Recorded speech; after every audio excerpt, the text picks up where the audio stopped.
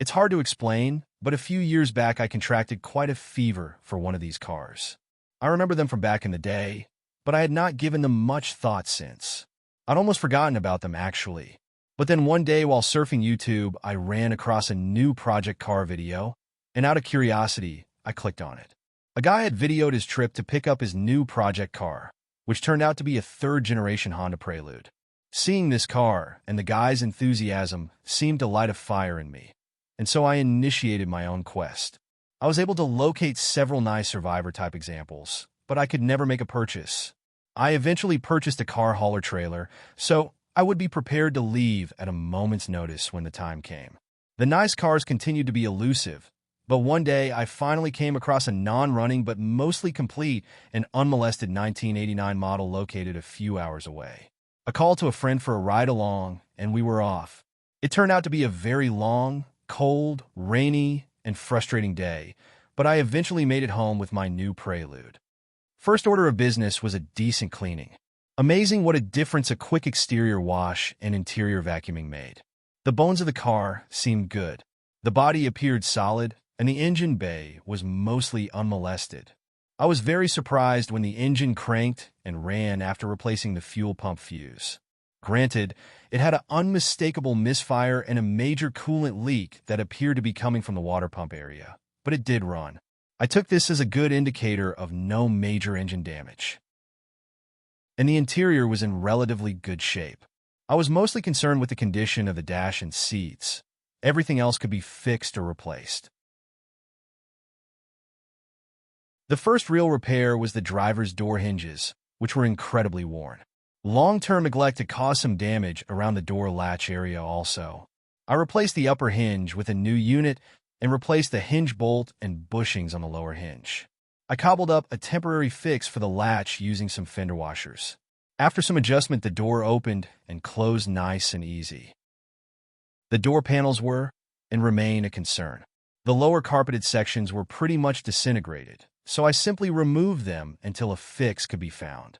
If a replacement pair can't be obtained, then I'll attempt to build some lower sections. The bumper cover that came on the car definitely wasn't the original.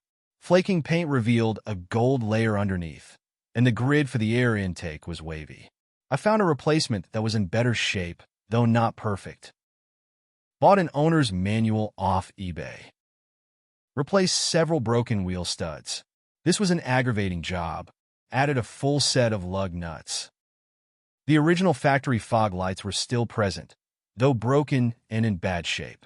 I retrofitted an aftermarket set. With the Prelude somewhat clean and running, it was time to get serious. I'd intended from the start for this car to be my new daily driver, and that meant it was going to have to be dependable. A full suspension and drivetrain rebuild was in order.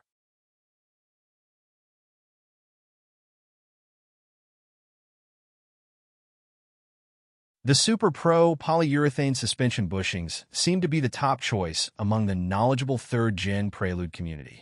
They are expensive, though. I tackled the rear suspension and brakes first.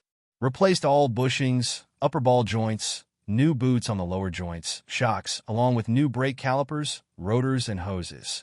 I also ended up having to replace the tow arms since I mangled the originals trying to remove them. Luckily, aftermarket replacements were available. One of the smaller annoyances was a broken glove box latch handle. A fella on Etsy actually sells 3D printed replacements. Onto the front of the car. Again, replacing all bushings, ball joints, shocks, and brake components. A bit of impatience got the better of me at this point, and so I didn't give these parts as good of a cleaning as the rear.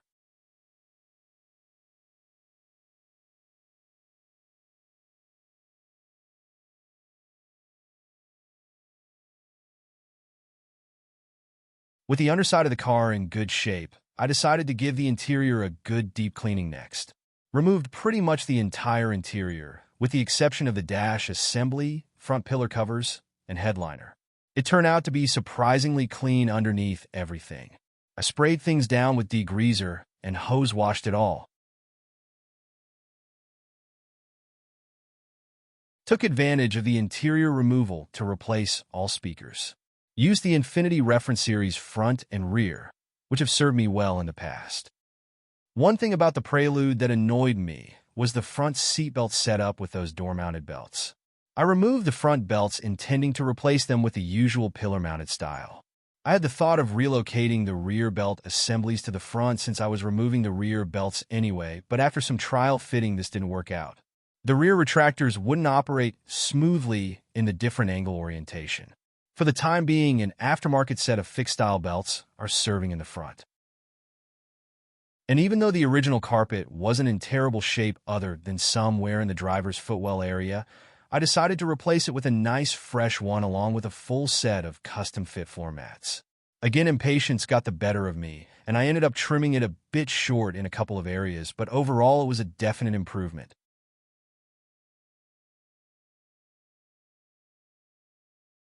Discovered the remains of a former starter kill or security system, which I removed. Luckily, the original wiring was still pretty much intact. Replaced the brake pedal pad, which was worn through. Found a new one on eBay, surprisingly. Another lucky find, an original dealer brochure from 1989. While not terrible, this style muffler didn't provide the sound I was looking for.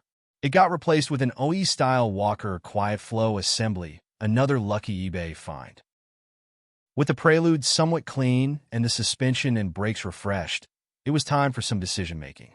While the car was running and driving, the running part left something to be desired. The previous owner said that he thought the engine had a blown head gasket, which was a reasonable assumption with the coolant leak and misfire. By now, I'd replaced the water pump and timing belt with tensioner and also performed some basic troubleshooting, cylinder pressure, and leak down tests. These showed a very weak number 3 cylinder. It was creating cylinder pressure, but not very much. I continued to drive the car occasionally, hoping the issue would resolve itself, but it never did. It eventually snapped a couple of the rocker arms, and so I made the choice to do a full engine rebuild.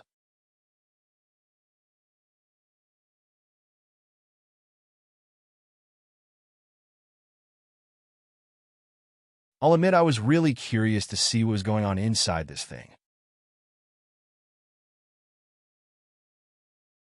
And if nothing else, I was going to feel much better just by giving things a good cleaning.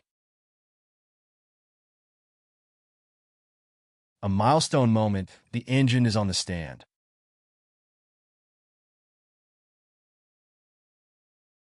Guess I was kind of surprised and comforted at the same time to discover the head gasket and valves all intact. And no holes in the pistons. Digging deeper. With all major parts intact, things were looking good for a simple rings and bearings overhaul. Before removing the engine, I had taken the wiring harness off of the engine. With hindsight, I know that I could have simply left it attached and unplugged it from the car at the passenger side firewall area. I would keep this in mind when it came time to reinstall the engine. After a long wait for parts from the machine shop, I was finally able to start reassembly of the engine. This cradle thing made installing the pistons and rods tricky. Bottom end complete. A good feeling. As it turned out, the probable cause of the Prelude's engine troubles was a couple of sticking and stuck valves. 2 new valves and a good rebuild had it ready for service again.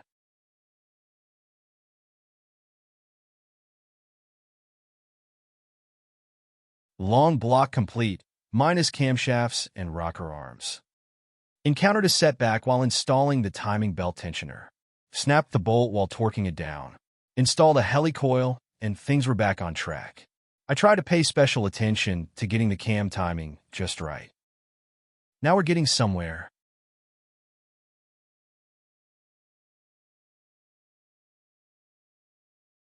I intended to have things assembled as completely as possible before putting the engine and transmission back into the car. Honda believes in cooling, that's for sure. Coolant hoses run all over the engine. I try to take special care to clean the subassemblies both inside and out. I wanted both intake and exhaust flowing smoothly.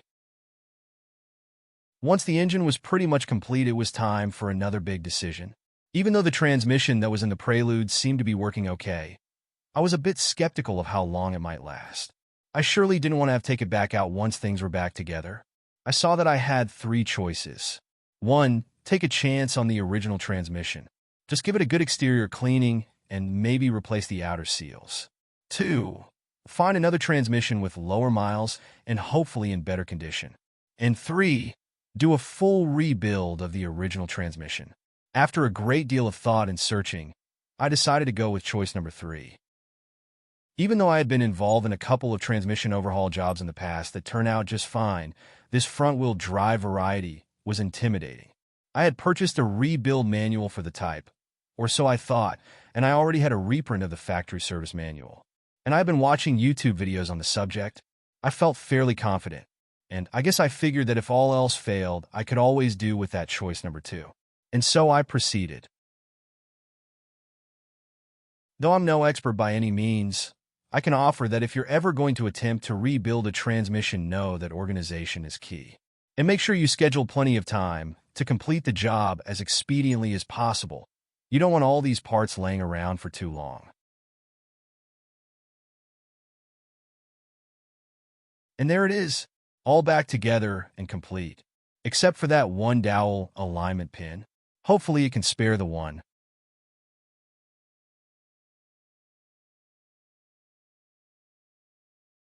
Engine and transmission together again. Ready to go back in? I'd hoped to give the engine bay a good pressure washing, but that didn't happen. Another soak with degreaser, a bit of scrubbing, and a hose wash would have to do, and replaced all 4 engine mounts. I knew from internet community discussion boards that the engine wiring harnesses in these cars were plagued with problems mostly caused by exhaust heat from the manifold baking the wires. I stripped the factory covering off of this one, gave it a cleaning, and made some repairs. Then I recovered it with new protective wrapping and installed it on the engine. After a fairly early morning start, and nearly all afternoon, this is where things stood. It's almost in there, but not quite. With the engine and transmission still not finding its location after a full day, I finally discovered a problem. This firewall side engine mount wasn't correct and was protruding enough to cause interference, preventing the engine from sitting in place. After a trim on that mount with a metal chop saw and reinstalling the mount, things finally settled into place. In the interest of reliability and longevity, I replaced nearly the entire exhaust system. The Prelude got a new downpipe, catalytic converter, and muffler assembly. The main intermediate pipe appeared to be in good shape, probably replaced at some point. When the time came to start the engine for the first time, it failed to start. It would turn over fine, but it wouldn't start and run. This led to nearly a week or more of troubleshooting, which finally seemed to boil down to something extremely simple. The fuel pump filter sock thing wasn't correct. Even though it was supplied with the pump, this filter was oriented wrong. Instead of being angled downward, it was flat at a 90-degree angle, which apparently caused the pump to not pick up the 4 gallons plus of fresh fuel that I knew was in the tank. Any fellow third-gen Prelude enthusiasts, please note. Anyway, after installing a new filter sock with the correct angle, the engine fired right up. Once things were up and running, the engine ran well. The only real problem was the infamous Honda surging idle problem. This issue proved fairly persistent, to the point that I located and bought a very expensive OEM part, an electronic idle control valve, another amazing eBay find. After a good bit of tuning, things seemed to be settled down pretty well for the new engine at last. A bit more tuning wouldn't hurt, and there remain some chassis clunks and rattles, but the little Prelude is finally serving me well. No doubt there will continue to be little problems arising along, and the ride quality isn't on par with today's vehicles, but it is a fun little means of transportation. Once the drivetrain issues were finally somewhat sorted, it was time for a new set of tires. I played with the idea of using a set of wheels from another project, but ended up just using the factory steel wheels. I did locate a set of small Honda center caps, though. Even though the engine bay of the Prelude was pretty intact, one thing that was missing was nearly all of the factory air intake tubing. While sorting things out, I was content to just use what was left of the factory setup, a rubber elbow tube with the filter attached. Functional, but a bit louder than I prefer. I recently managed to fab up an enclosed intake setup, which is much nicer.